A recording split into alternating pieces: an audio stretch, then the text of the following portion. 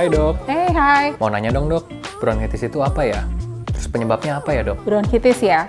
Bronkitis itu adalah istilah yang umum kita gunakan untuk menunjukkan adanya kondisi atau penyakit yang menginfeksi atau mengiritasi saluran nafas utama dari pernafasan kita. Kita biasa sebut bronkus.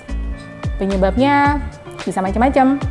Paling sering sih penyebabnya virus, tapi bisa juga disebabkan oleh infeksi kuman atau iritasi dari zat-zat atau polutan berbahaya lainnya. Oke?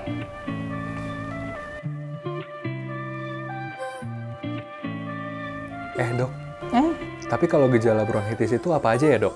Gejala bronkitis hampir sama dengan penyakit pernafasan atau penyakit paru lainnya. Biasanya pasiennya mengeluhkan batuk, bisa berdahak, bisa batuk kering. Kalaupun berdahak, biasanya dahaknya agak kental, warnanya keabu-abuan atau kekuningan. Kemudian karena dia penyakit infeksi, biasanya pasiennya juga mengeluhkan demam, nggak enak badan, sakit kepala. Kalau dahaknya banyak susah keluar juga biasanya pasiennya mengeluhkan sesak. Ya. Oke, makasih. Ntar saya visit ya. Ya, makasih ya. Hey dok, Hey. pertanyaan terakhir ya dok. Bronkitis itu cara ngobatinnya gimana ya dok? Terus bisa dicegah nggak sih dok? Pengobatan bronkitis ya. Jadi seperti tadi sudah dijelaskan bahwa bronkitis bisa disebabkan oleh beberapa hal. Lazimnya disebabkan oleh virus, yaitu virusnya virus flu biasa biasanya, atau disebabkan oleh infeksi kuman atau karena iritasi zat-zat polutan. Sehingga tentu saja pengobatannya sesuai dengan etiologi atau penyebabnya.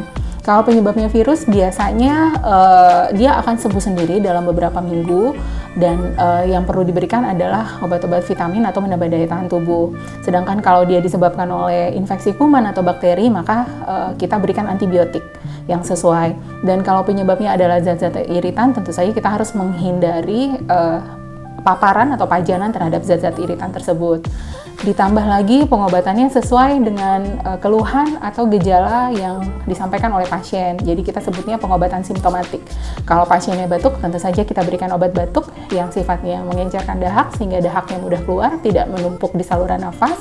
Kemudian kita tambahkan juga obat-obat untuk melegakan saluran nafas sehingga pasiennya juga sesaknya berkurang. Kalau pasiennya demam, kita berikan obat penurun panas, menghilangkan sakit kepala. Kemudian juga bisa kita berikan obat-obat yang bisa meredakan nyeri kalau pasiennya ada keluhan nyeri dada. Nah, kalau untuk pencegahannya ya kalau dia tadi sudah disebutkan penyebabnya adalah zat-zat iritan atau paparan terhadap polutan, maka tentu saja pencegahannya kita menghindari atau mengurangi exposure atau pajanan terhadap zat-zat polutan tersebut. Jadi menghindari lingkungan yang banyak asap, termasuk asap rokok.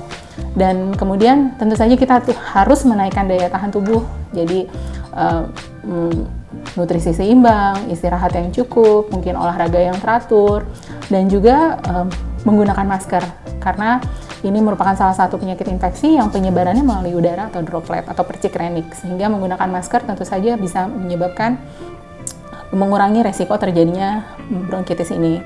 Dan yang nggak kalah pentingnya, vaksin. Jadi disarankan untuk melakukan vaksinasi flu atau pneumonia bagi orang-orang yang beresiko. Nah, ini disarankan buat anak-anak yang usianya di bawah 5 tahun atau orang dewasa yang usianya di atas 40 tahun.